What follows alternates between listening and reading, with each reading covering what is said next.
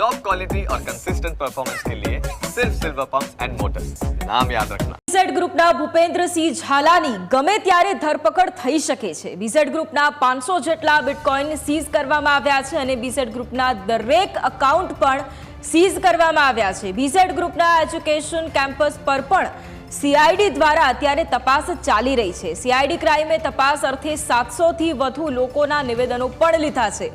પ્રાંતિજ, હિંમતનગર, ઈડર, ખેડબ્રહ્મા અને વડાલીમાં પણ અત્યારે તપાસનો ધમધમાટ ચાલી રહ્યો છે અને બીઝેડ ગ્રુપની ગેરકાયદે પોન્જી સ્કીમમાં શિક્ષકો જ નહીં પરંતુ હવે અધિકારીઓ પણ ફસાયા છે અને એક બાદ એક અને ખુલાસાઓ પણ થઈ રહ્યા છે।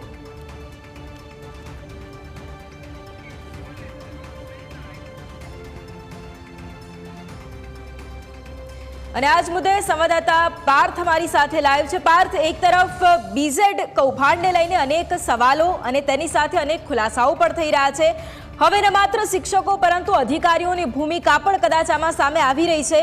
અત્યારે શું નવા ખુલાસા થઈ રહ્યા છે?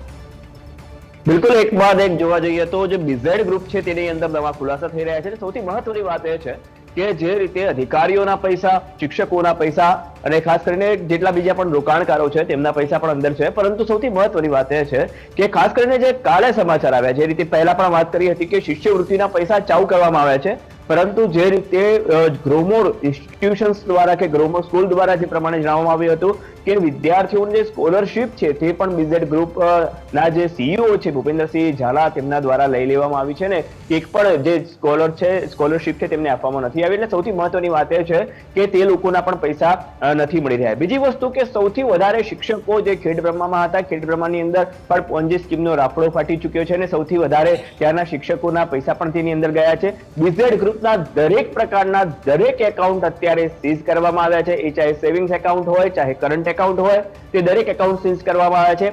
આશરે 400 કરોડ જેટલા એટલે કે 500 બિટકોઇન અત્યારે સીઝ કરવામાં આવ્યા છે।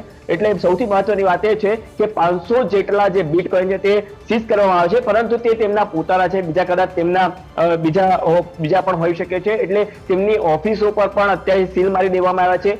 ખેડબ્રહ્મા, પ્રાંતિજ, હિંમતનગર અને વડાલીથી જેટલી પણ જે ખાસ કરીને અરવલ્લીનો પણ જે વિભાગ છે, અરવલ્લીની પણ કેટલીય મોટી મોટી ઓફિસો છે તેને અત્યારે સીઝ કરવામાં આવી છે। એટલે સૌથી મહત્વની વાત એ છે કે જેટલી પણ ઓફિસો છે તેને પણ સીઝ કરવામાં આવી છે। અત્યાર સુધીની સૌથી મહત્વની વાત એ કરવામાં આવે કે જે તેમના મોટા મોટા એજન્ટ હતા, ખાસ કરીને જે કહી શકાય કે ધવલ પટેલ, બીજા મુકેશ દરજી, આવા જે મયુર દરજી, તો આ દરેક પ્રકારના જેટલા પણ મોટા મોટા એજન્ટો હતા તેમની પણ ખાસ કરીને દરેક પ્રકારની તપાસ કરવામાં આવી છે। ખાસ કરીને અત્યાર સુધી મહત્વની બે વાત એ છે કે જે સાબરકાંઠા જિલ્લાની વાત કરવામાં આવે તો સાબરકાંઠામાં અત્યાર સુધીમાં 2 અરજી થઈ છે અને અરવલ્લી જિલ્લામાં પણ 1 અરજી થઈ છે। એટલે સૌથી મહત્વની વાત એ છે કે જે પ્રમાણે ફરિયાદો હજુ સુધી નથી, કારણ કે જે પ્રમાણે કહી શકાય 1 થી 5 તારીખની અંદર લોકોના જે પૈસા આવવાના હતા તે પૈસા નથી આવ્યા।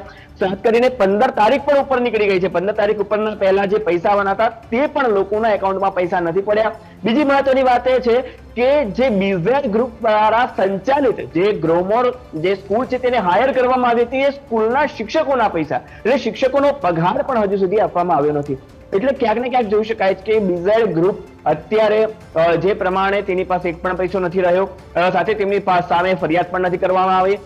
પોલીસ મહિલા અધિકારી, એક નવો જે કિસ્સો હમણાં જ સામે આવ્યો થોડાક દિવસો પહેલા, તેની જો વાત કરવામાં આવે તો જે પોલીસ મહિલા અધિકારી છે, પોલીસ મહિલા અધિકારીના પણ પૈસા તેની અંદર હશે અને ખાસ કરીને તેમના સંબંધ પણ ભૂપેન્દ્રસિંહ ઝાલા સાથે સારા ઘરોબા હોઈ શકે તેવું જાણવા મળી રહ્યું છે। જી બિલકુલ પાર્થ, આભાર તમામ જાણકારી માટે।